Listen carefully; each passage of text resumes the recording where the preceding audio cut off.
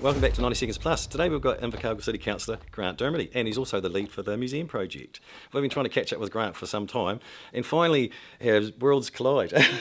So welcome, Grant. Now, we'll kick off with the museum. Can you just fill us in, because there seems to be a bit of misinformation about the different costs and so on, so if you can break that down would be good. Well, thanks first for the opportunity. It's good to finally get the calendars coordinated. The museum, obviously we went through the consultation, and so the $13 million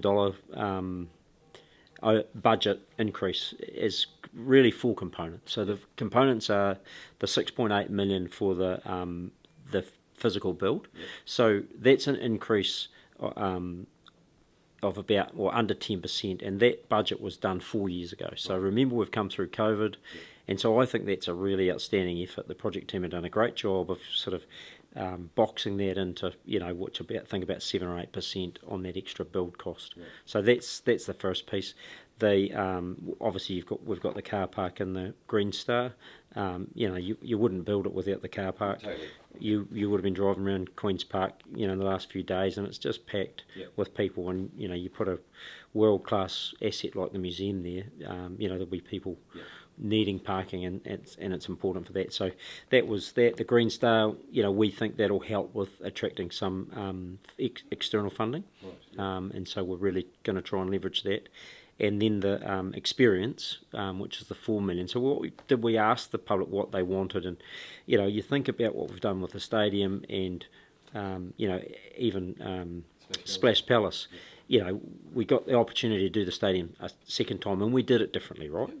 And so we've taken a build it once, build it right approach, and so that extra $4 million will enable us to really have an absolutely outstanding experience. And we've got a wonderful museum director who's working really, really hard to make sure that is going to be just something special. And so that comes back to council, I think, March, and so we'll get the first sneak peek at that. And from what I've seen, it is going to be really, really amazing. So where the showcase is to start showing the public?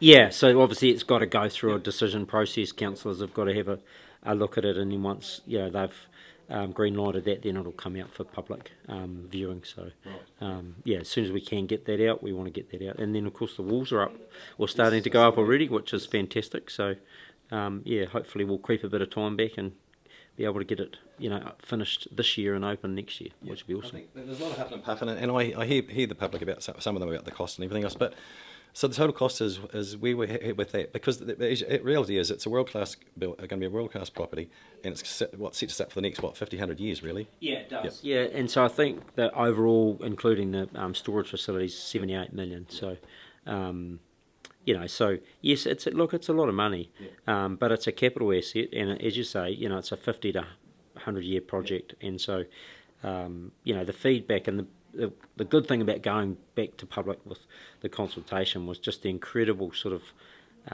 support for the museum, but equally got in really deep with some people who it means a lot to, like the special needs community and the education community, like the schools, it's so rich for them and the schools, and and you just sometimes probably look past how important it is for those sorts of aspects of our community. So they're really excited about it. And I look at look at Invercargill Central, you know what I mean?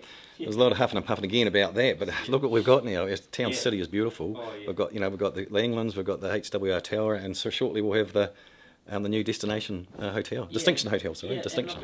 Look, it's been something I've been thinking about just post New Year. Like a city's a big asset, and so what we've got to work diligently and hard on is making sure we're moving forward, but take a bit of a longer view. Where do we want to be in 5-10 years, and what are your assets like? And as you've just said, we've got some wonderful assets, and we just need to keep growing that. And as we've seen, economic development's really critical. The new hotel going up, that'll bring more people to the city, bring more jobs. What we want to do down in Bluff, to capture more of that tourist spend, that tourist dollar. That's all, gives people employment, and makes the economy go. So if we move into the Three Waters, or the Water Done Well, I think it's now. Local Water Done Well, that's it. It was a big 3-hour session the other day on Tuesday. So what can you just let the public know how that's going to work? So basically, water's going to have its own sort of or options, or there's options to go out. Is that right? Yes. Yep. So we've got to do a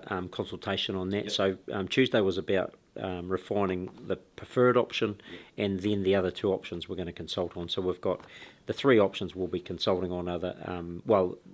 This is the recommendation through to council, so it's still got to go through council. That's important. Yep. But what we've recommended to council at Infrastructure Committee is, the improved internal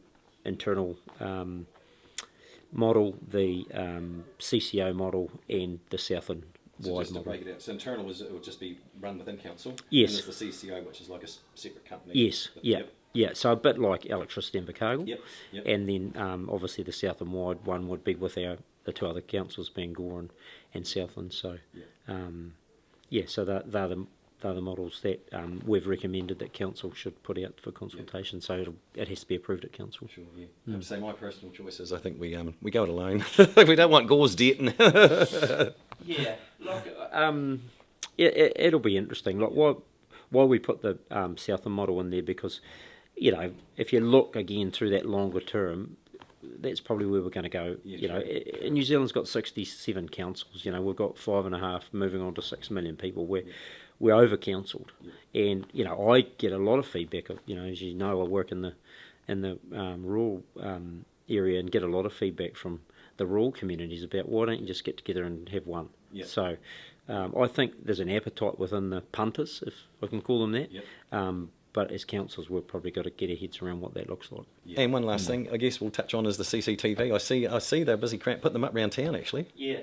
So it's live, and look, the feedback from the community's been outstanding. Yeah. It took a wee while to get that project running, but once Lee and the team got a hold of it, it's moved pretty quickly, and that's just such an important asset for our community. Keeping our community safe, and that was a big part of the last election. The feedback was we need to be safer, and so that's up, and the feedback I'm getting from the community and also from the police is really, really positive. So it's great to see that up, and including in Bluff, which is good. So.